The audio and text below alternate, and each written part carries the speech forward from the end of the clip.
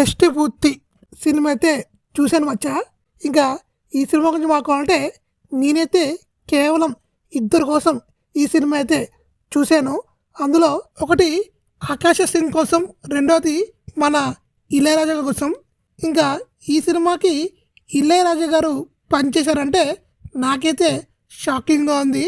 ఈ చిన్న సినిమాకి ఇళయరాజా గారు పనిచేశారంటే ఇది చిన్న సినిమా అయితే కాదు, ఇది మినిమం బడ్జెట్ సినిమాని చెప్పుకోవచ్చు.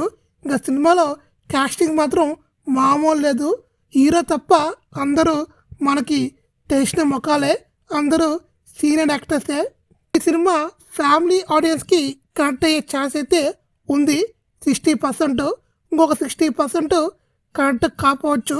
ఎందుకంటే స్టోరీ బాగుంది, స్క్రీన్ ప్లేనే కొంచెం మిస్ఫైర్ అయ్యిందని చెప్పుకోవచ్చు. స్టోరీ మాత్రం చాలా బాగా రాసుకున్నారు, అయితే స్క్రీన్ ప్లే మాత్రం వీక్ అయిందని చెప్పుకోవచ్చు. ఇంకా సాంగ్స్ పెద్ద గొప్పగా ఉండవు, మ్యూజిక్ మాత్రం బాగుంటుంది.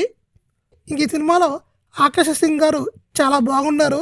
ఈ సినిమాకి తనే స్పెషల్ అట్రాక్షను. తన అందంతో మనల్ని కాసేపు కూర్చోబెట్టింది. ఇంకా రాజేంద్ర ప్రసాద్ గారి యాక్టింగు, ఇంకా అక్షర గారి యాక్టింగు, ఇంకా సీనియర్ మోస్ట్ యాక్టర్స్ అందరూ వాళ్ళ బెస్ట్ వాళ్ళు ఇచ్చారు. అయితే హీరో మాత్రం అంత గొప్పగా యాక్ట్ చేయలే అనిపించింది. తన బెస్ట్ ఇస్తాకి ట్రై చేశాడు, అయితే ఇంకా ఎక్స్పీరియన్స్ కావాలి కాబట్టి కొంచెం వీక్ అనే చెప్పుకోవచ్చు. డైరెక్షన్ మాత్రం పర్లేదని చెప్పుకోవచ్చు.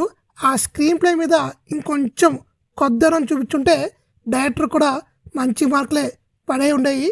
ఇంకా మెయిన్గా cinematography, production values, DA work, technical వేస్లో సినిమా చాలా బాగుంది. పెద్ద సినిమాకి ఏమాత్రం తగ్గకుండా చూపించారు. మనకి చిన్న సినిమాలాగా అనిపించదు, ఇది మినిమం బడ్జెట్ సినిమాలాగే ఉంటుంది. సినిమాకి చాలా బాగా ఖర్చు పెట్టారు. ఇంకా స్క్రీన్ ప్లే వలంగా సినిమా మిస్ఫైర్ అయింది తప్ప లేకపోయి ఉంటే సినిమాకి మంచి పేరైతే వచ్చుండేది. చాలామందికి ఇది థియేటర్ సినిమానా లేదా ఓటీటీ సినిమా అనే డౌట్ అయితే ఉంది. ఇది థియేటర్ సినిమా. నేను కూడా యాక్సిడెంట్గా ఈ సినిమాకి అయితే వెళ్ళాను.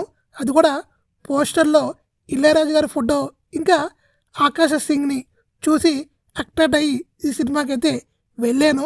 నాకైతే ఓకే అనిపించింది. మరీ ఏమి సూపరు బంపర్ అన్న కానీ జస్ట్ ఒకసారి వెళ్ళి చూసి వచ్చేయచ్చు. నా రేటింగ్ అయితే 2/5.